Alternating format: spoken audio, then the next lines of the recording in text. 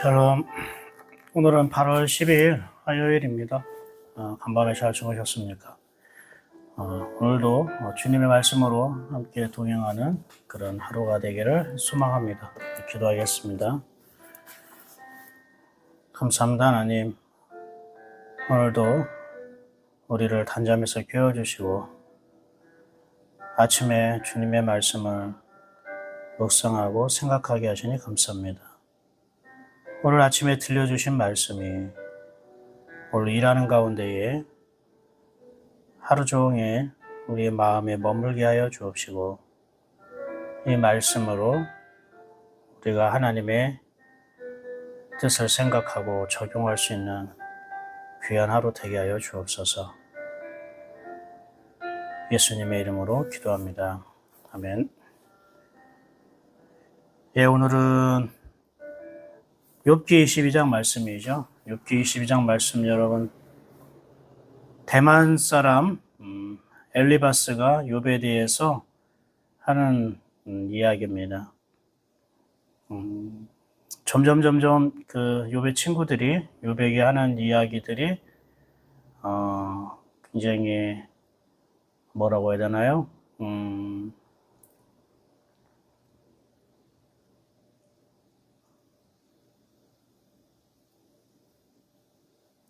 더 격렬해지고 있다고 해야 되나요?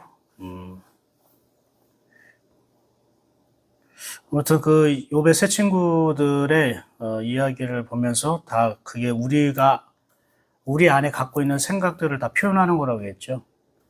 욥의 세 친구들은 욥을 위로할 줄도 모르네. 저렇게 어렵고 힘든데 왜 이렇게 저렇게 막말을 할까? 저렇게 판단을 할까? 이렇게만 객관적으로 생각하지만 말고 욥의 세 친구가 하는 말이 하나님을 믿는 사람들이 자기 안에 갖고 있는 생각들을 표현했다라고 생각하면 더 도움이 될 겁니다. 대만 사람 엘리바스는 어떻게 얘기합니까? 지금 이제 세 번째 얘기하는 거예요. 한 바퀴 돌고 두 바퀴 돌고 엘리바스가 그래도 가장 깊이 있는 이야기, 신앙에 대해서 좀 더 뭔가 많이 알고 있는 그런 깨달은 것에 대한 이야기를 많이 하고 있어요. 그러다가 그 나머지 두 친구들은 가면 갈수록 굉장히 감정적인 그런 이야기들을 많이 하는 것 같고요. 2절 한번 읽어볼까요? 사람이 어찌 하나님께 유익하게 하겠느냐? 지혜로운 자도 자기에게 유익할 따름이니라. 마치 언뜻 들어보면은 그래 맞아. 사람이 어찌 하나님께 유익하겠어. 이렇게 표준 세번역에는 이렇게 얘기하고 있어요. 사람이 하나님께 무슨 유익을 끼쳐드릴 수 있느냐? 아무리 슬기로운 사람이라 해도 그분께 아무런 유익을 끼쳐드릴 수가 없다. 마치 맞는 이야기 같아요. 근데 여러분 어떻게 생각해요? 이게 맞는 이야기 같까요? 네. 여러분 성경 읽을 때 항상 하나님 중심으로 읽어야 된다겠죠? 하나님이 이 말씀을 들으면 하나님은 어떻게 생각하실까요? 이거 기뻐하실까요? 그래 맞아, 네가 맞는 말 했구나 하고 인정하실까요? 그렇지 않습니다. 왜냐하면 하나님은 인간을 자기의 유익의 대상으로 삼지 않습니다. 그러니까 엘리바스의 이 말은 잘못된 말입니다. 사람이 어찌 하나님께 유익하게 하겠느냐? 인간은 하나님을 유익하기 위해서 태어난 존재가 아니에요. 인간의 인생은 하나님에게 무언가를 유익하게 해주기 위해서 살아가는 존재가 아니라는 거예요. 하나님은 우리를 당신의 유익의 대상으로 삼지 않는단 말이에요. 그런데 가만히 보면 우리 스스로가 자꾸 하나님께 뭔가 유익이 되려고 하려고 노력하는 것들을 보게 돼요. 교회에서 그런 모습들도 간혹 있을 텐데 알게 모르게 내가 그런 생각을 갖고 그렇게 행동하게 돼요. 이걸 여러분 율법주의라고 하는 거예요. 내가 뭔가 하나님께 유익한 사람이 되고 싶다. 그게 마치 하나님께 영광을 돌린다고 착각하고 있는 것 같아요. 많은 사람들이 이런 말을 하죠. 우리가 하나님께 기쁨이 되자. 하나님께 기쁨을 드리자. 여러분, 이 말 자체도 굉장히 좋은 말 같잖아요. 신앙 있는 말 같아요. 그런데 여러분, 하나님께 우리가 기쁨이 되자라고 하는 말에는 어떠한 마음이 깔려 있냐면, 우리가 하나님께 기쁨이 되기 위해서 무언가를 잘해보자, 열심히 해보자라는 그런 뉘앙스가 들어있잖아요. 그런데 여러분, 하나님은 우리가 하나님을 위해서 무엇을 하는 것을 하나님을 기뻐하실까요? 여러분, 잘 생각해 보세요. 이게 되게 복음이 아닌데 마치 복음인 것처럼 성도들이 믿고 있거든요. 또 그렇게 많이 들어왔고 또 배워왔어요. 여러분, 하나님께 기쁨을 드리십시오. 하나님께 기쁨이 되는 존재가 되십시오. 하나님, 여러분이 하나님께 기쁨이 되어야 됩니다. 이렇게. 마치 우리가 무언가를 함으로 하나님께 기쁨이 되는 존재로 살아가야 된다는 식으로 우리가 그렇게 배워왔고 들어왔단 말입니다. 근데 예수님은 우리 보고 그렇게 얘기하셨을까요? 예수님은 뭐라고 했을까요? 그 반대로 얘기했답니다. 예수님이 요한복음을 통해서 뭐라고 얘기했냐면, 나의 기쁨을 너에게 주노라, 이렇게 얘기하셨어요. 내 기쁨이 너희 안에 있어 너의 기쁨이 충만하게 하게 함이다, 이렇게 말씀하셨어요. 즉, 예수님이 누리고 있는 기쁨을 우리에게 주신다고 했지, 너희는 하나님을 위해 기쁨의 존재가 돼. 하나님을 기뻐하게 해드리는 존재가 되라. 하나님을 기뻐하게 해드리는 삶을 살아라 라고 말씀하신 적이 없다는 거예요. 성경에 그런 메시지가 없어요. 그런데 왜 우리는 그렇게 알고 있고 또 그렇게 믿어왔을까요? 하나님에 대한 사랑과 신앙의 열정이 과하다 보면 이렇게 내가 뭔가를 해보려고 하는 것들이 앞서게 되는데, 이게 하나님의 뜻이나 마음과 하나님의 그런 성품과는 엇박자가 일어날 수 있다는 거죠. 그래서 여러분, 우리는 하나님께 어떤 기쁨이 되드리는 존재로 우리가 살아가는 게 아니에요. 그러면 우리는 어떤 존재입니까? 하나님은, 우리가 그분의 자녀이기 때문에 기뻐하시는 거예요. 내가 하나님을 위해서 무언가를 뭘 해서 하나님이 기뻐하는 게 아니라 그냥 내가 그분의 자녀됨이 하나님께 기쁨이 되는 거예요. 그냥 내가 기쁨이라는 거예요. 하나님은 여러분에게 아무개 자매야, 아무개 형제야, 네가 나를 위해서 무엇을 해줘서 너무 좋아, 기뻐, 행복해, 이렇게 말씀하시지 않는단 말입니다.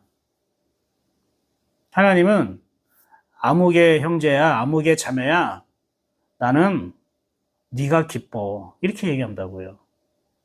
나는 네가 그냥 기뻐. 너의 존재가 나에게 기쁨이 되는 거야. 왜요? 자녀가 되었기 때문에. 여러분, 여러분의 자녀가 부모님을 위해서 무엇을 해주는 그럴 때마다 기뻐합니까? 뭘 해주지 않으면 기쁨이 없고 뭘 해주면 기뻐합니까? 그게 아니죠. 자녀이기 때문에 기쁜 거잖아요. 그런데 여러분이 만약에 자녀인데도 기뻐하지 않고 자녀가 무엇을 했기 때문에 기뻐한다면 아직 내 안에는 율법의식이 아직 내 안에는 있다는 걸 얘기해야 돼요. 완전하게 복음으로 자녀들을 보고 있지는 않은 거예요. 이런 것들이 우리 생활 속에 신앙 깊이 뿌리 박혀 있어요. 나도 모르게 그런 의식으로, 그런 생각으로 살아가고 신앙생활을 하게 돼요. 그래서 자꾸 내가 하나님께 뭔가 기쁨을 드리지 못했다. 내가 하나님께 뭔가 유익하지 못했다. 뭔가 내가 하나님께 하나님 앞에 내가 좋은 사람이 되지 못했다. 그거에 대해서 많이 사람들이, 무거운 마음을 갖고 있고, 그거에 대해서 사람들은 굉장히, 뭔가 죄인인 듯한 마음을 갖고 있어요. 여러분, 우리가 이거를 하나님의 마음을 잘 아셨으면 좋겠어요. 하나님은 나를 어떤 유익의 대상으로 삼지도 않으시고, 하나님은 나의 무엇 때문에, 내가 하는 어떤 무엇 때문에 하나님 나를 기뻐하거나 이렇게 슬퍼하거나 그렇게 하지 않으신다는 걸 꼭 여러분 아셨으면 좋겠어요. 하나님은 여러분을 그냥 기뻐하시는 거예요. 왜? 여러분이 자녀이기 때문에. 그래서 우리가 할 일은 그분의 자녀로 살아가면 되는 거죠. 하나님의 자녀로 우리가 살아가면 되는 거예요. 하나님의 자녀가 아닐 때 슬퍼하는 거예요. 또 한 가지 우리가 알 것은 하나님은 우리 인간에게 어떠한 기대를 가지고 대하시는 분이 아니라는 걸 알아야 돼요. 인간에 대해서 하나님이 기대하지 않으셔요. 그러니까 전능하고 모든 것이 충만한 하나님께서 그런 인간을 기대하고 일하시는 분이 아니라는 거예요. 오해하지 마세요. 이 말씀을 오해하지 마세요. 무관심한다는 뜻이 아니에요. 기대하지 않는다. 이런 말을 그러니까 인간적인 형편으로 생각하지 마세요. 우리가 부모님이 자녀에게 난 너에게 기대하지 않아. 이거는 마치 사형 선고 같고 마치 버림받은 것 같고 무관심한 것 같잖아요. 그런 식으로 말하는 게 아니에요. 무슨 말이냐면은 하나님은 우리가 무언가를 노력해서 우리가 변화되어지고 새로워되어지고 믿음 생활 잘하고 이러한 기대감을 갖고 우리를 바라보지 않는다는 뜻이에요. 왜 그런지 아십니까? 그냥 하나님은 우리가 새롭게 될 것인가, 우리 변화될 것인가, 우리가 무엇을 하고 이루고 성취하고 우리가 열매를 맺고 이거에 대한 기대를 하는 분이 아니에요. 그냥 하나님 우리를 그냥 사랑하시는 분이에요. 하나님이 기대하는 건요, 인간에 대해서 기대하는 게 아니라, 우리에 대해서 기대하는 게 아니라, 하나님 자신에 대해서 하나님은 기대해요. 무슨 말이냐면, 하나님이 일하셔서 우리가 변화될 것을 기대하신다고요. 하나님의 기대는 우리의 가능성에 대한 기대가 아니라 하나님 자신에 대한 기대, 즉 아까 말한 것처럼 다시 한번 얘기하지만 우리가 우리 스스로 변화되고 새롭게 할 능력이 없잖아요. 그러니까 하나님은 우리에 대해서 그런 기대를 하지 않는다고요. 야, 너 좀 잘해봐. 야, 그렇게 살지 말고 좀 바꿔봐. 좀 고쳐봐. 습관 좀 바꿔보고 신앙생활 좀 잘해봐. 예배도 좀 잘 드려보고 기도도 하고 좀 말씀 좀 읽고 좀 잘해봐. 우리가 그렇게 할 것이란 거에 대해서 기대하는 마음을 갖지 않는다고요. 왜요? 하나님이 우리에게 오셔서 하나님이 그렇게 하실 것이기 때문에 하나님 당신에 의해서 변화될 것이라는 것은 기대하지만 하나님 없이 우리의 능력과 우리의 힘으로 우리의 방법으로 우리가 스스로 변화되어지고 좋은 사람이 되어지고 착한 사람이 되고 신앙생활 잘하는 것 그런 기대를 하지 않는다는 거예요. 그러니까 이러한 의미에서 사람을 의지하거나 기대하지 않는다고 얘기를 하는 것이지 하나님은 우리를 무시하거나 관심도 없다 이런 뜻으로 말한 것이 아니라는 것을 여러분이 꼭 새기시기를 바랍니다. 하나님은 자기의 말씀에 기대하셔요. 예수님도 그러셨어요. 예수님 많은 사람들에게 많은 표적과 기적과 능력을 끼치셨지만 그래서 많은 사람들이 예수님께 몰려오고 제자가 되겠다고 찾아왔지만 사람을 의지하지 않았더라. 그들에게 기대거나 그들이 스스로 변화되고 바뀌어질 것에 대해서 예수님은 기대하지 않았다고 말씀하셨어요. 하나님은 당신의 말씀에 기대하는 거예요. 당신의 말씀을 당신 스스로 이루시는 것을 기대하셔요.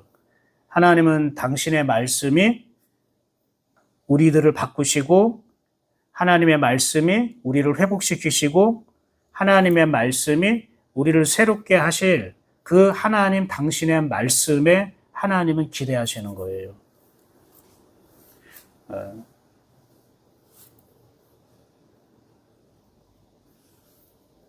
그러니까 여러분 이 부분을 좀 잘 알았으면 좋겠어요.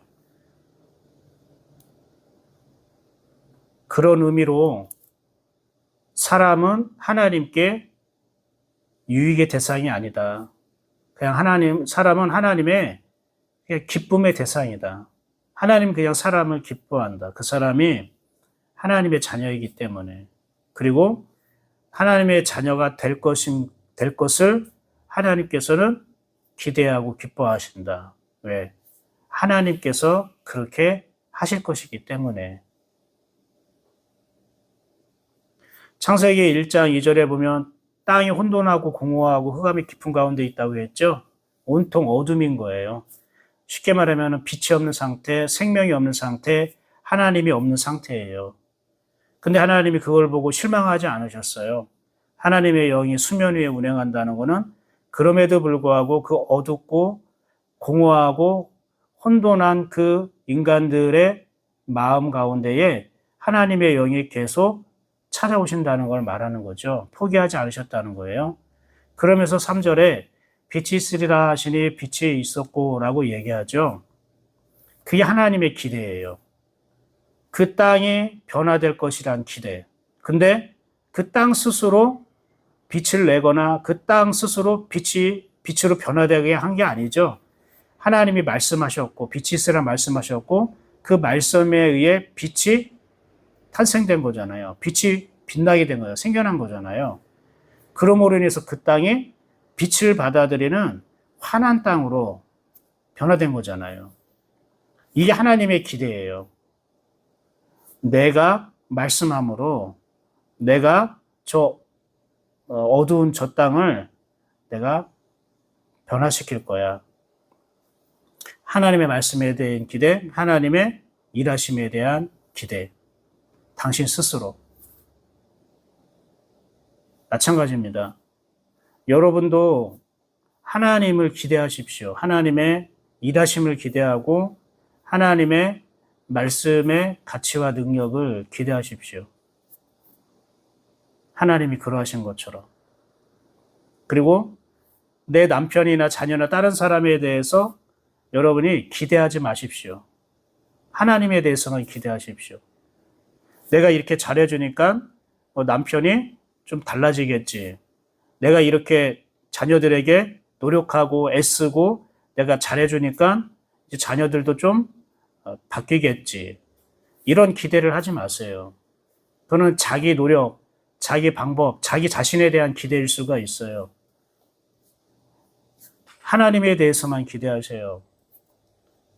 내가 하는 게 아니라 하나님께서 우리 자녀들을 만나주시고 하나님께서 우리 자녀들을 새롭게 하실 것이고 하나님의 말씀이 우리 자녀에게, 우리 남편에게, 우리 아내에게 임하실 때에 그 말씀이 변화시킬 것이라는 하나님에 대한 기대, 말씀에 대한 기대, 주님의 일하심에 대한 기대를 가지십시오. 인간적으로 인간에 대한 기대를 하지 말고 내 자신에 대해서도 그러한 기대감을 여러분 갖지 않는 게 지혜로운 거예요. 그게 믿음이에요. 하나님을 모시고 사는 게 믿음이라고 했잖아요.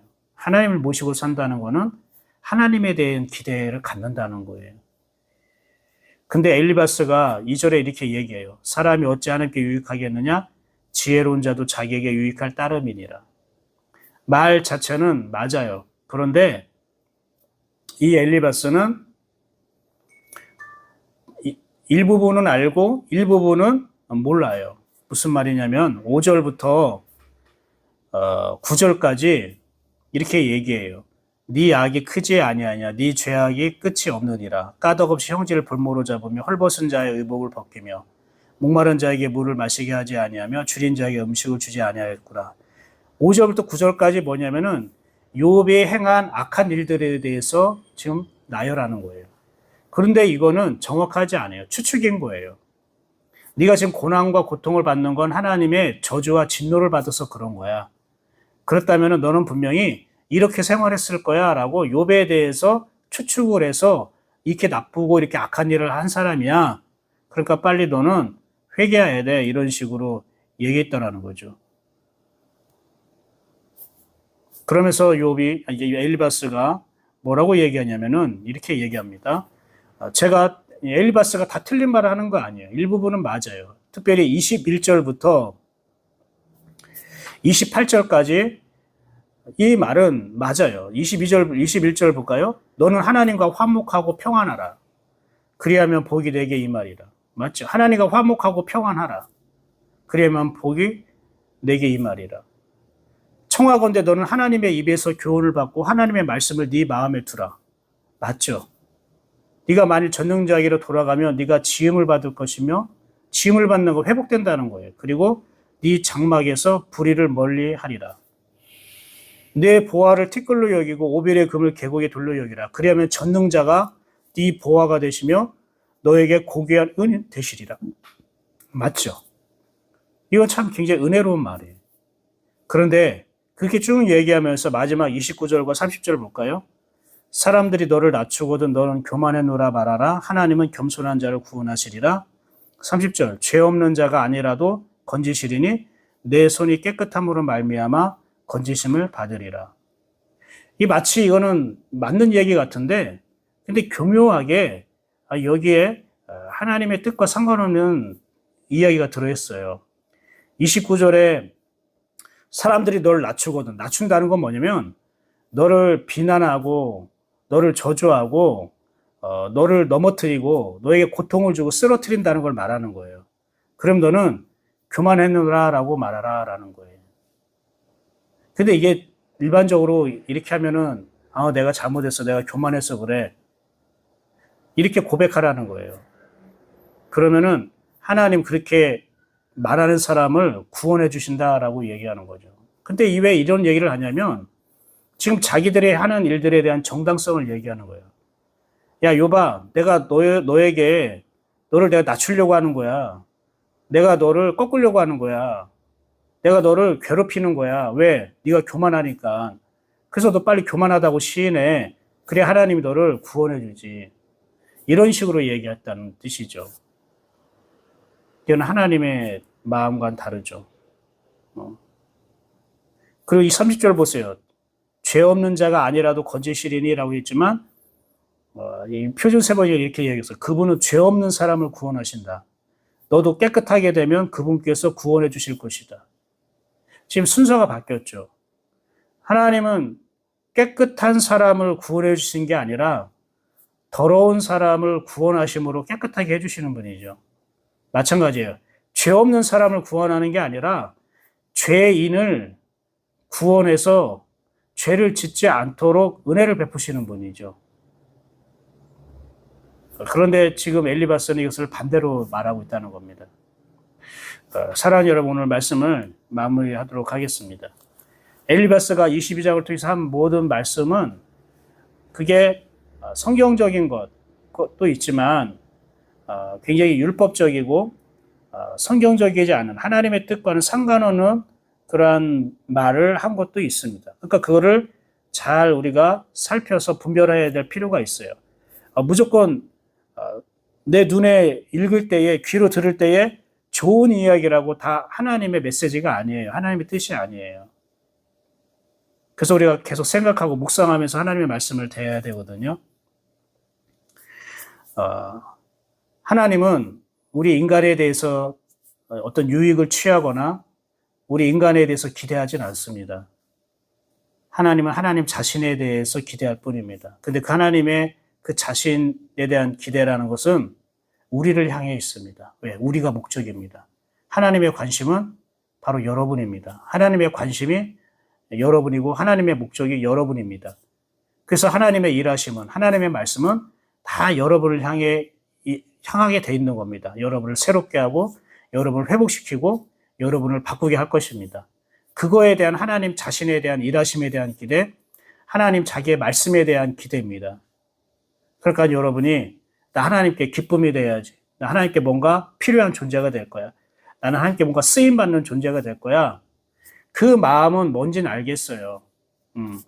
근데 그게 하나님께서 하시는 일들이거든요. 만약에 그런 마인드를 여러분이 벗어나지 않으면 계속 자기 자신을 자책하게 되고요.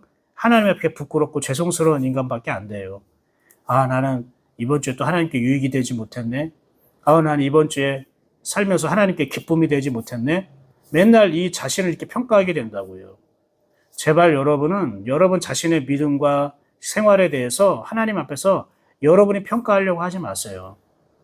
말씀이 여러분을 드러나게 할 것이고 말씀이 여러분을 바꾸실 것이기 때문입니다. 여러분, 오늘도 우리가 하나님을 기대합시다. 내 열심, 내 방법, 내 노력에 의해서 어떠한 내가 대가를 받으려고 하는 기대가 아니라 하나님을 기대합시다. 그분의 말씀을 기대합시다. 그게 하나님의 자녀입니다. 하나님의 자녀는 하나님만 기대하는 겁니다. 그럴 때 하나님은 우리를 기뻐하십니다. 나는 네가 나를 위해서 뭘 해서 기쁜 게 아니라 나는 네가 그냥 기뻐. 내 아들이기 때문에, 내 딸이기 때문에. 이것을 잊지 않고 오늘도 아버지이신 하나님과 동행되기를 축복합니다. 기도하겠습니다. 감사합니다, 하나님. 아무는 하나님이 우리 아버지 되셔서 감사하고요. 아버지의 아들로서 딸로서 우리를 입혀주시니 감사합니다. 주님은 우리가 당신의 자녀 됨으로써 기뻐하시는데 우리는 자꾸 그 자리를 벗어나서 내가 하나님께 뭔가 유익한 존재가 되려고 노력하고 하나님께 뭔가 자꾸 내가 기쁨을 주려고 애쓰는 그러한 신앙생활을 할 때가 많이 있습니다. 다시 하나님의 그 불러주신 자녀됨의 그 자리에 다시 돌아가게 하여 주옵시고요. 오히려 예수님께서 나의 기쁨을 너희에게 주어 너희의 기쁨이 충만하게 하신다는 것처럼 기쁨을 드리는 존재가 아니라 기쁨을 받는 존재가 될 수 있도록 은혜의 은혜를 더하여 주시옵소서. 예수 그리스도 이름으로 축복하고 기도합니다. 아멘. 그렇습니다. 주님이 주시는 기쁨을 여러분이 넉넉히 받아들이는 복된 하나님의 자녀 되기를 축복합니다. 오늘도 힘내십시오. 하나님께서 말씀하시고 하나님께서 생각하실 것이고 하나님께서 여러분을 보호하실 것이고 하나님께서 여러분을 인도하실 것입니다. 오늘도 복된 하루 되십시오. 제 내일 오전에 욥기 23장으로 만나도록 하겠습니다. 샬롬.